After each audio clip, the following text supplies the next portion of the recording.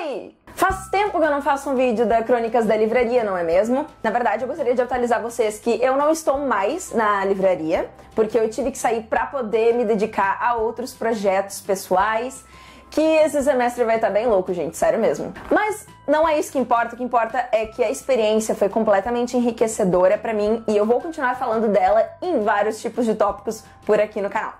E aí o que acontece? Hoje eu vim falar sobre uma dúvida que eu sei que algumas pessoas têm e que acabou surgindo aí pra mim, assim, pra eu responder a partir de um inscrito que, assim, andou me cobrando aí, né, tipo, essas respostas. E eu queria pedir desculpa por ter demorado tanto, mas é porque a gente vai se organizando, as coisas vão acontecendo, o semestre tá muito louco. Quando vê, a gente tá enrolando, que nem eu estou enrolando agora neste vídeo. Mas a partir desse comentário desse inscrito, chamado Rodrigo, eu decidi fazer um compilado de perguntas e respostas sobre o meu processo de entrada na livraria, como foi que eu entrei na livraria, né, o que eu tive que fazer, entre outras coisas também como relativas à minha função lá dentro. Então então se você tem curiosidade sobre isso, seja bem-vindo e vamos lá para as respostas. Antes, não deixa de se inscrever aqui no canal, porque a gente tá conseguindo aí já chegar a 1.200 e eu quero muito agradecer também a todo o apoio de vocês. Então vamos lá. Primeira pergunta, como foi, né, o meu processo de entrada na livraria? Eu contei muito com a ajuda de um amigo meu que soube me recomendar lá dentro, que já estava trabalhando lá dentro, porém ele estava trabalhando numa outra parte.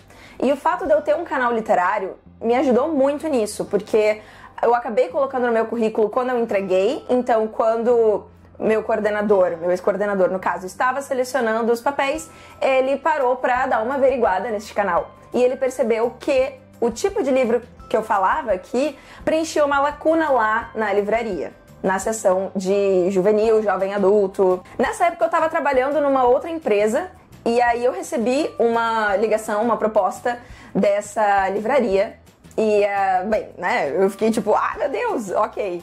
Lá fui eu conversar com eles, conversei com o coordenador e aí ele me falou sobre a realidade da livraria, né? Porque a princípio a gente não vê os bastidores, a gente sempre acha que é X quando é Y também. Inclusive, se você quiser ver sobre as minhas primeiras impressões da livraria, eu vou deixar o link do vídeo aqui embaixo, é o primeiro do Crônicas da Livraria. E aí o que eu tive que fazer? Basicamente eu tive que ter essa entrevista, eu fui chamada, fiz essa entrevista e eu tive que fazer uma redação a respeito da livraria, do ambiente da livraria. Eu falei muito sobre isso, que a principal perspectiva que eu tinha em relação à livraria era a troca entre as pessoas que passam e as pessoas que vendem os livros, que estão ali para indicar, ou seja, eu naquela função. Sem dúvida, a característica específica principal para eu ter sido selecionada foi a minha bagagem literária. Porque embora eu não tenha lido tantos livros na minha vida quanto outras pessoas que provavelmente passaram por ali, o fato de eu ter mostrado como eu indico livros, né, pelo canal, por exemplo, e o tipo de livro que eu gosto de ler, já me colocou ali como uma possibilidade para preencher a lacuna que eu falei para vocês já. E realmente foi isso que eu acabei fazendo. E o principal gênero foi o jovem adulto. E aí o que acontece? Nessa livraria, a organização ela era o seguinte, cada livreiro / vendedor se responsabilizava pela organização de uma ou mais seções de gêneros. Eu comecei com as seções de pockets, livros pockets, e espiritismo e religião, acho que foi. Só que logo eu fui mudada e fui, né, colocada na seção juvenil e jovem adulto. Eventualmente eu auxiliei um outro colega meu na seção de literatura estrangeira, mas mais pela questão de eu ler bastante também literatura estrangeira e organizar ali, assim, ajudar na organização, a repor, enfim. Como eu organizei a minha seção? Minha seção era composta por duas coisas, as estantes e a mesa. A mesa é tipo uma ilha onde a gente coloca livros ali para expor, a gente escolhe alguns livros para colocar em pilhas, para vocês irem lá comprar. Nas estantes já existia uma divisão de feminino e masculino dentro do gênero juvenil. Era algo que eu achava um pouquinho problemático, mas ao mesmo tempo ajudava o propósito, servia o propósito, porque o público que mais consome é o público infantil, juvenil. Então, assim, se você deixa organizado de uma forma ali para meninos e para meninas, eles vão direto lá ver. Mas é claro que tá sempre aberto, a gente tem que indicar também não só os livros de meninas para as meninas, mas os livros de meninos, que eu odeio essa divisão, mas eu vou ter que falar dela também, entende? Depende muito do que a criança quer e tá procurando. Então você apresenta tudo, né, cara? Não tem essa de ficar dividindo não, ali na hora. Só que eu decidi separar também por juvenil e jovem adulto. Então, uma das partes das estantes era só jovem adulto e eu coloquei por ordem, primeiro, divisão de editoras, dentro das editoras, sobrenome de autor e por aí vai. Então, né, tanto juvenil quanto jovem adulto tem essa organização. Tinha, né? Não sei agora. A ilha era a mesma coisa. A ilha, ela é uma coisa comprida e dividida em dois lados. E aí, num dos lados, eu colocava mais ali pro público infanto-juvenil mesmo, juvenil. E deste outro lado, eu colocava juvenil e jovem adulto. Isso significa que eu deixava de indicar alguma coisa que não estivesse ali no perfil da criança? De forma alguma, porque é sempre tudo muito relativo. Eu já tive um cliente de 11 anos que queria ler Fahrenheit, Admirável Mundo Novo. Inclusive, essa criança lê muitos clássicos da ficção científica e da distopia. E é incrível, assim, como ele realmente adentra a proposta do livro. E tem crianças que não vão achar isso interessante. Então, é sempre muito relativo. A literatura é algo extremamente subjetivo. Então, a gente tem que respeitar o gosto literário de cada um. A gente também tem que adaptar algumas coisas, porque nem todas as divisões suprem a necessidade ali daquela seção. Por exemplo, dentro da juvenil, tem uma editora que é a Fundamento, e a Fundamento publica muitos livros em muita diversidade de gênero. Então, assim, eu acabei fazendo uma divisão de editora e dentro dessa divisão eu separei os livros por tópicos. Por exemplo, ficção científica, dinossauros, terror, esportes e por aí vai. E aí isso ajudava, porque às vezes a criança chegava, quero livro de dinossauro, quero uma história com dinossauros. Então ali, provavelmente ela encontraria uma história mesmo, com algumas ilustrações e por aí vai. E aí do comentário do Rodrigo tem uma parte que ele diz o seguinte: a gente sempre imagina que os entrevistadores aplicam mini vestibular e que a pessoa tem de ter lido muitos livros, saber tudo de literatura, história, filosofia e etc. Isso se confirma ou são coisas da nossa cabeça? Antes eu quero deixar uma coisa bem clara aqui, né, gente? Porque eu não posso falar por todas as livrarias. Eu não posso chegar e dizer que esse tipo de processo do qual eu participei é um processo recorrente em todas as livrarias brasileiras. Acredito que não seja. Acredito que existam outros casos, até porque a minha formação dentro da livraria, com o auxílio que eu tive de um colega, que era coordenador também, foi de livreira. Ou seja, isso eu vou falar em outro momento também, essa divisão de vendedor e livreiro e etc.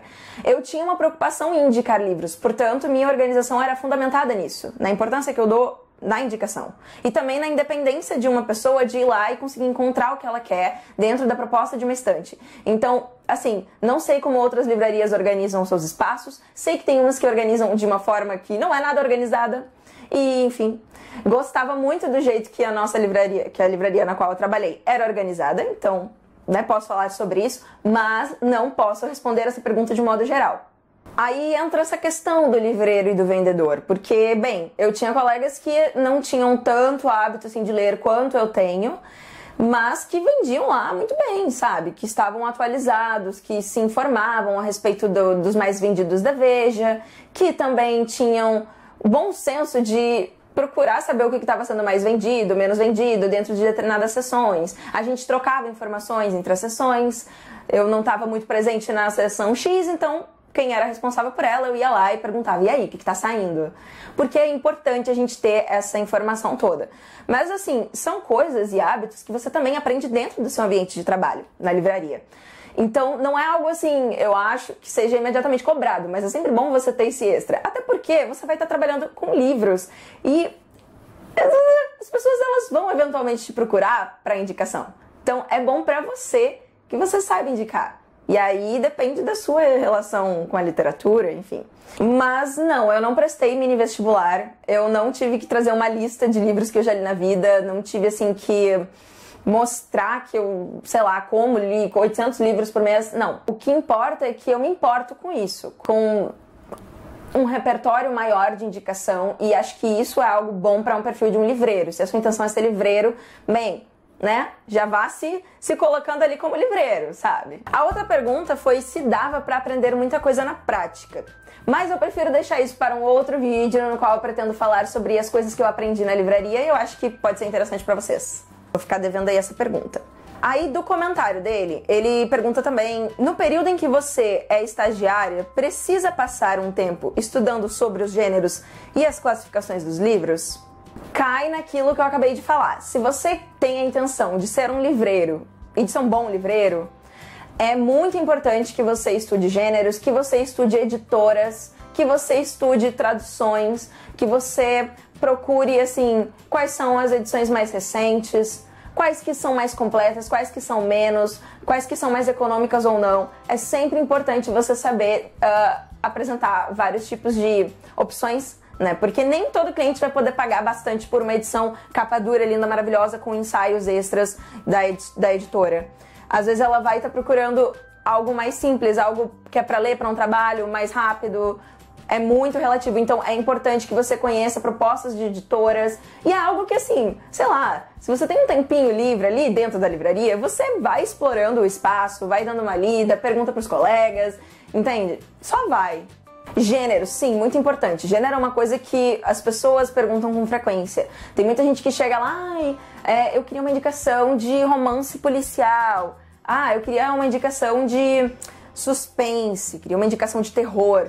Por mais que não sejam gêneros que você consuma e que você leia com frequência, é importante você saber nomes, assim, que estão em destaque, ou então variações dentro do gênero, você saber onde está organizado esse tipo de gênero, ou se a livraria na qual você trabalha é que nem a minha, e ela não divide por gênero, mas sim por ordem de sobrenome de autor, e dentro de literatura estrangeira, juvenil, espírito, etc. Aí sim é que você tem que pesquisar, de fato. Por exemplo, eu não tenho interesse em livros espíritas, em romances espíritas, mas eu sei nomes para indicar para pessoas que querem esse tipo de indicação. Porque eu pesquisei esses nomes. Por exemplo, sei lá, Zíbia Gasparetto, Mônica de Castro, Marcelo César. E aí vai, assim, você... É isso, eu acho que isso faz parte, sabe? Até porque em algum momento você vai ouvir falar desse povo quando você estiver lá, e aí já vai ser uma pesquisa, e você, agora que eu sei, Zíbia Gasparetto, bom, vou dar uma olhada ali nos livros que a gente tem, vou dar uma lida nas sinopses desses livros, já que eu tenho um tempinho aqui, e é isso. Isso já ajuda bastante, sério. Pra fechar aí, também teve mais uma pergunta, que é o que vocês fazem durante o tempo que não há clientes na livraria? Posso falar por mim, gente. Eu gostava de arrumar a minha seção, arrumar a estante, repor livros que foram vendidos e que não estão mais lá, que estão no estoque. Gosto de organizar a minha ilha para ela ficar bem bonitinha, né? Geralmente assim, de cima para baixo, em exposição, não sei se dá pra entender. Checava sinopses de livros desconhecidos ou de lançamentos que tinham chegado naquela semana e eu ainda não tinha dado uma olhada. Procurava na Veja quais eram os mais vendidos naquela semana, principalmente da minha seção, porque daí a gente dava uma enaltecida. Acho que assim, toda informação ela é importante, então se você puder sempre deixar tudo organizado, visualmente atraente e também fácil de encontrar e ter informações cada vez mais interessantes para dar aos seus clientes, seu atendimento vai ser ótimo. Então é isso, galera. Gostei de fazer esse jogo aí de perguntas. Então, se vocês tiverem outras perguntas, podem deixar aqui nos comentários de qualquer vídeo das Crônicas da Livraria, porque daí eu sei que é para responder e tal nesses vídeos. E se vocês tiverem algo para comentar sobre isso, também podem ficar à vontade. Eu espero que vocês tenham gostado. Lembrando sempre que minhas informações, elas são muito relativas também a como eu observo tudo que eu vivenciei na livraria. Cada livraria tem sua identidade, seu perfil, sua forma de organização, então minhas respostas, elas não encaixam em todas as livrarias. Então é isso, galera. Muito obrigada por me assistir até aqui. Se você gostou, deixa um like, se inscreve no canal, compartilha o vídeo, me segue no Instagram. Até o próximo vídeo e até lá eu desejo a todos ótimas leituras.